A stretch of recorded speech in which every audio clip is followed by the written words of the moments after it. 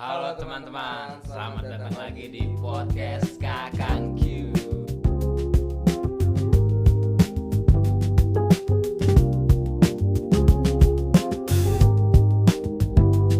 Oke, terima kasih sebelumnya karena udah mengundang kami sebagai narasumber di podcast hari ini ya, Bung. Iya, benar Bung.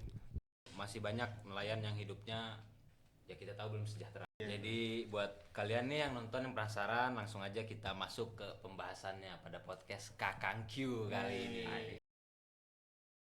Halo teman-teman, selamat datang lagi di podcast Kakang Q. Di episode kali ini kita bakal ngobrolin topik yang deket banget nih sama Indonesia. Itu tentang dunia perikanan dan kehidupan nelayan. Aku Haidar bersama teman aku. Aku Fadlan. Perkenalkan ini tamu Narasumber kita kita pada hari siang hari ini. Boleh. Oke, terima kasih sebelumnya karena udah mengundang kami sebagai narasumber di podcast hari ini ya, Bung. Iya, benar Bung. Oke, sebelumnya perkenalkan saya Raya dan di sini saya ditemani teman saya. Saya Bisma. Terima kasih Raya dan Bisma. Seperti yang kita tahu ya, Indonesia kan disebut sebagai negara maritim nih. Iya, betul. Laut kita luas, Betul. hasil laut juga melimpah, bahkan termasuk salah satunya yang terbesar ya di dunia ya. Iya, benar. Tapi Benar. di balik besarnya potensi itu masih banyak nelayan yang hidupnya ya kita tahu belum sejahtera. Betul sekali. Nah, sebenarnya kenapa sih hal itu bisa terjadi? Apakah masalahnya ada di sistem perdagangannya, atau di teknologinya, atau kebijakan pemerintah, atau tantangan hidup nelayan itu sendiri?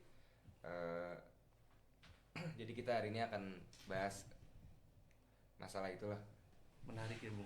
Menarik sekali, Bung. Berat, Ya, Bung. berat, Bung, berat. Sangat berat sekali. Iya. Jadi buat kalian nih yang nonton yang penasaran, langsung aja kita masuk ke pembahasannya pada podcast Kakang Q kali ini. Kelas. Menurut Bung ini nih, Indonesia tuh sebenarnya kaya apa sih sumber daya perikanannya? Oke, kalau ngomongin seberapa kaya emangnya sektor perikanan di Indonesia ini ya. Indonesia ini termasuk negara dengan potensi perikanan terbesar di dunia karena punya laut yang luas. Garis pantai panjang dan keanekaragaman ikan yang tinggi. Betul. Selain tangkap, budidaya juga besar banget di Indonesia ini. Jadi secara sumber daya sebenarnya kita punya modal yang luar biasa. Bener gak, Bung? Benar banget Bung. Banyak lah contohnya di kita seperti di KJA, Iya, benar. terus di pantai-pantai juga itu sumber daya ikannya sangat besar sekali gitu. Nah itu kan menarik banget ya buat kita bahas. Mungkin ada sedikit beberapa pertanyaan yang nanti bakal kita gali informasi dari Bung ini. Pertanyaan utamanya nih, tapi kenapa ya nelayan di Indonesia itu masih miskin? Padahal tadi kan Indonesia kaya di sektor perikanannya. Menurut Bung ini gimana ya? Oke. Iya, itu sangat menarik sekali ya, karena seperti yang Bung tadi bicarakan juga di awal, bahwa sebenarnya keanekaragaman perikanan kita tuh emang besar sekali. Cuman memang yang masih tetap menjadi topik utamanya adalah kenapa tuh nelayan tuh masih miskin gitu sampai sekarang. Sebenarnya banyak faktornya, yang terutama mulai dari program pemerintah, dari SDM yang kita miliki, dan masih banyak lagi gitu. Jadi ada beberapa contohnya nih. Nelayan melaut, keluar biaya solar, es, bekal, tenaga, resiko cuaca. Pas jual hasil tangkap kadang harganya udah ditentukan tengkulak. Jadi margin yang paling besar justru bisa dinikmati di distribusi dan pasar akhir. Tapi nih menurut Bung ini faktor paling besarnya itu apa ya yang bikin kemiskinan di para nelayan ini? Sebenarnya faktor paling besarnya bisa saya sebutin tiga faktor. Yang pertama tuh biaya operasionalnya tinggi. Kita tahu sendiri lah, nelayan butuh BBM solar yang cukup tinggi ya. Mana sekarang kan harga solar lagi Iya, lagi naik naik-naiknya, banget ya, iya, lagi naik-naiknya, naik-naiknya Bung, banget, iya. naik-naiknya banget. Betul. Bener banget. Benar. Nah itu juga bisa jadi apa ya, bisa jadi penghalang gitu buat nelayan untuk melaut. Terus selain itu juga ada harga jualnya nggak stabil, kadang bagus, kadang jelek, Iya. ya tergantung pasarnya lah, kebutuhan para konsumen juga gitu. Terus ada juga akses pasarnya terbatas. Kita tahu sendiri banyak banget pantai-pantai yang tidak menyediakan ikan-ikannya secara langsung. Jadi pendapat nelayan tuh kalau bisa dibilang fluktuatif lah. Kadang bisa hari ini dapat banyak, bisa besok nol, bisa besoknya cuma dikit kayak gitu.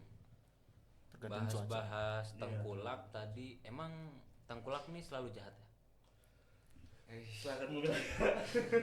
Berarti Agak berat wilayan ya cerita pembahasannya. ini tengkulak ya? Sebenarnya nggak sesederhana itu. Oke. Tengkulak sering jadi solusi juga karena mereka kasih modal cepat. Tapi karena nelayan bergantung, posisi tawarnya jadi lemah. Betul. Jadi problemnya bukan orangnya, tapi sistem yang bikin ketergantungan. Ya, sistemnya yang Sistemnya, ribet gitu, iya. nelayan sampai ke konsumen tuh panjang gitu. Tapi nih Bung, ngomong-ngomong nih ya, di zaman sekarang, zaman teknologi ya, Iya, betul. ini menurut Bung Bung ini ya, peran teknologi itu bisa ngebantu nggak sih buat nelayan di Indonesia ini? Oke, sebenarnya kalau buat teknologi bakal membantu banget buat para nelayan, terutama kayak GPS, terus alat pendeteksi cuaca, perkiraan cuaca, terus pemasaran digital, cold storage dan lain-lainnya itu sangat membantu banget. Cuman itu bukan jadi solusi yang paling manjur gitu buat saat ini, karena masih banyak banget tahapan-tahapannya. Selain teknologi yang ngebantu, kita juga perlu memperbaiki sistemnya gitu. Terus selain itu juga kita perlu memperbaiki SDM, pola pikir dari nelayan-nelayan itu sendiri juga perlu kita perbaiki. Jadi sebenarnya buat solusi dari teknologi ini tuh kita nggak bisa menjadikan itu sebagai solusi utama gitu, tapi hanya bisa menjadikan solusi untuk membantu kita untuk lebih maju lagi ke depannya. Bener Bung? Bener Bung, bener banget, konkret. Tapi menurut Bung Bung ini peran pemerintah di sini cukup diperlukan atau gimana nih? Silahkan Bung Lay. Agak berat nih kan. Agak berat ya. Kalau ngomongin pemerintah nih emang agak berat ya Bung ya. Sebenarnya ada beberapa hal sih. Yang pertama itu memperkuat koperasi nelayan, memperbaiki rantai distribusi, bantuan alat yang sesuai kebutuhan, akses pembiayaan murah, pembangunan pelabuhan dan cold chain. Karena tujuan akhirnya bukan cuma hasil tangkap naik, tapi pendapatan nelayan yang naik juga. Tadi kita udah bahas teknologi, bahas pemerintah. Nah, menurut Bung Bung ini nih, generasi muda sekarang itu mau nggak sih jadi nelayan? Atau karena stigma tadi di Indonesia yang nelayan masih miskin, jadi generasi mudanya nggak berminat gitu untuk jadi nelayan? Karena kan anak muda sekarang nih banyak pengennya kerja di kantoran kan. Iya, benar. Nah, masih ada harapan gak nih di sektor gini nih? Masih banget, sebenarnya masih banget. Sebenarnya Karena masih. sekarang kan kita tahu sendiri ya, pemerintah bikin program kerja 19 juta lapangan pekerjaan. Tuh. Fakta lapangannya kan kita tahu sendiri bagaimana. Berat ya ngomongin pemerintah ya, berat. Agak berat ya. Berat ya Bung. Agak takut ya. Iya, agak sensitif ini Bung. Agak sensitif. Iya, agak sensitif Bung. Jadi ya kita tahu sendiri lah, banyak anak muda yang sekarang lulusan S1, lulusan S2 tuh masih belum dapat kerjaan yang layak gitu sesuai dengan pendidikan yang mereka tempuh. Jadi kalau menurut saya modal di perikanan ini sangat besar sekali sebenarnya. Asalkan dengan tanda kutip nelayan ini harus diubah stigmanya kepada anak-anak muda. Jadi anak-anak muda tuh harus tahu kalau misalkan nelayan tuh bisa lebih kaya. Dengan faktor-faktor pendukungnya apa sih? Ya kita harus mengubah pola pikir dari nelayan itu sebelumnya. Jadi biar si nelayan ini tuh bisa lebih kaya. Terus kita juga harus menyokong teknologi, kita juga harus melakukan penyuluhan kepada nelayan biar SDM kita naik, teknologi kita naik, sehingga penghasilan dari sektor perikanan kita juga naik. Nah dari situ anak muda kan nggak bisa bohong ya kalau soal duit. Betul banget. Pasti anak muda bakal masuk ke nelayan. Kayak gitu. Oke. Berarti nih Bung, dari masalah yang barusan kita bahas, menurut Bung Bung ini solusi yang paling realistis tuh apa sih buat masalah ini? Silahkan orang dalam pemerintah. Kalau menurut saya ya mungkin ya, bikin nelayan naik kelas dari sekedar penangkapan ikan jadi pelaku bisnis perikanan. Karena kalau cuma jual hasil tangkap mentah, nilainya tambah kecil. Oke, berarti harus diolah lagi Bung. Iya benar. Nggak bisa kita jual mentah gitu ya berarti. Iya. Benar. Berarti tata niaga perikanan itu gimana kalau dari tadi kan Bung bilang sekedar penangkapan pelaku bisnisnya perikanan kan. Kalau jual hasil tangkap berarti kan nilainya tambahnya kecil tadi Bung bilang. Iya. Cuman kalau tata niaga perikanannya itu seperti apa sih nantinya? Nah sebenarnya kalau tata niaganya sendiri, kalau di sistem kita itu kan dari pengertiannya dulu, tata niaga itu kan ada di mana dari ikan dari si nelayan itu bisa sampai ke meja makan para konsumen. gitu. Nah itu tuh ada step-stepnya. Nah step-stepnya tuh kalau di Indonesia itu tuh dari nelayan diambil oleh pengepul atau tengkulak, terus dikasih ke distributor, baru ke pasar, baru dari pasar kita beli ke konsumen. Nah masalahnya dari sini tuh adalah semakin panjang rantainya, maka harganya akan semakin naik untuk ke kitanya. Jadi konsumen bakal dapat harganya yang paling tinggi karena semakin panjang rantainya. Karena pasti Jadi kalau dari sini ke sini ke sini ke sini karena banyak orang iya, ini karena kan pasti ngambil untung dong Betul. orang-orang dari setiap rantainya itu kan ngambil untung. Sedangkan mau nggak mau tengkulak atau pengepulnya itu harus dapat harga paling murah dari si nelayan. Nah itu sebenarnya titik utamanya kenapa nelayan kita tuh masih kurang maju gitu sampai sekarang, ekonominya masih di bawah rata-rata gitu. Kayak gitu. Jadi sebenarnya sistem tata niaganya yang perlu kita perbaiki juga. Tapi nih, tadi kan tata niaga itu bikin nelayan miskin ya? Iya Sebenarnya secara kasarnya. Iya. Kita balik lagi nih Bung, kebijakan pemerintah itu gimana sih untuk menyelesaikan masalah tata niaga perikanan di Indonesia? Oke. Sebenarnya cukup banyak program, contohnya subsidi BBM nelayan, terus bantuan kapal dan alat tangkap, asuransi nelayan, pembangunan pelabuhan perikanan, program koperasi dan kelembagaan nelayan, pengawasan penangkapan ilegal. Tapi tantangannya sering diimplementasi. Kadang bantuannya ada tapi belum tepat sasaran atau belum sesuai kebutuhan daerah. Oke. Menarik Bu. Tapi ini menurut Bung Raya atau Bung Bisma nih, Oke. kebijakan pemerintah itu kadang bisa bikin nelayan rugi nggak sih?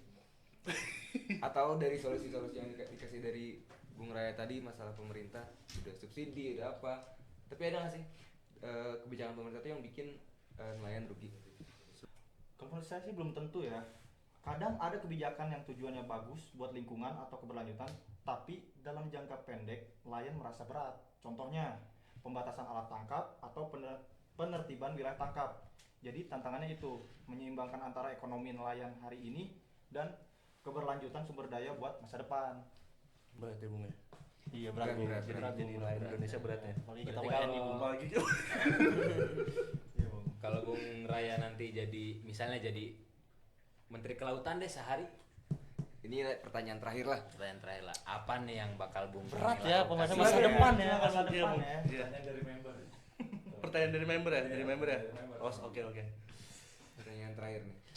Kalau saya pribadi sih bakal fokus pada 3 hal. Yang pertama, pendekin rantai tata niaga. Terus yang kedua, perkuat koperasi nelayan. Terus yang ketiga, dorong hilirisasi dan pengolahan hasil perikanan. Karena kalau nelayan cuma jual ikan, untungnya kecil. Tapi kalau bisa masuk pengolahan, nilainya naik. Berarti koperasi nelayan kurang kuat Bung ya? Buat Kurang sekarang ya? kuat.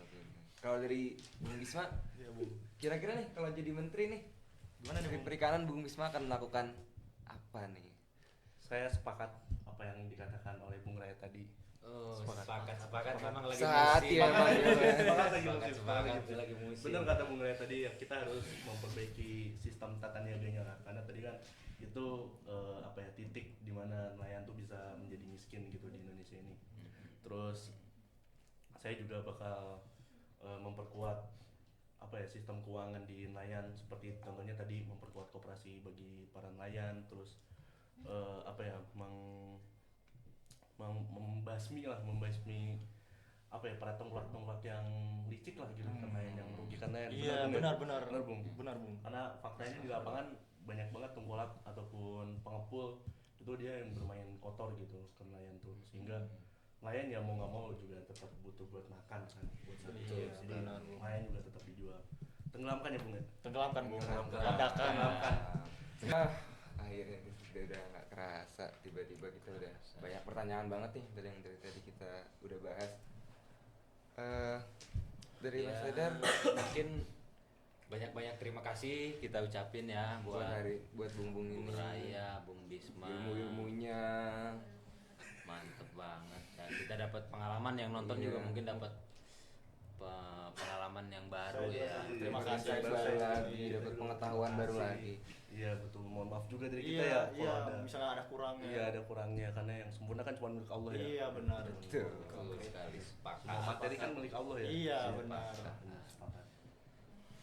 Oke guys, sekian aja podcast hari ini. Ditunggu ya guys video-video dari podcast kita selanjutnya di channel Kakang Q. Kakang Q. Nanti minggu depan ada episode 2. Bye bye. Bye bye.